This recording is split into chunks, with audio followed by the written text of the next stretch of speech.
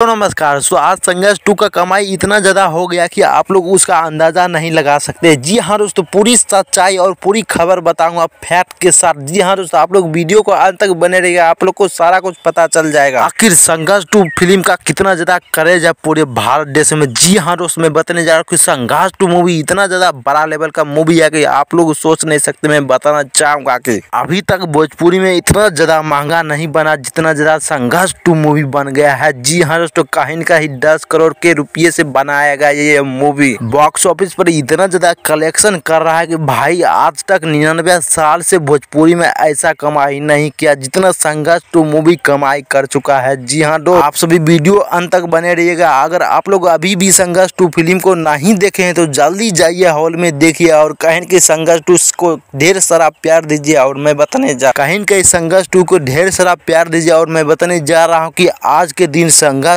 2 ने कहीं न कहीं लगभग 50 लाख के आसपास कमा लिए संघर्ष 2 फिल्म।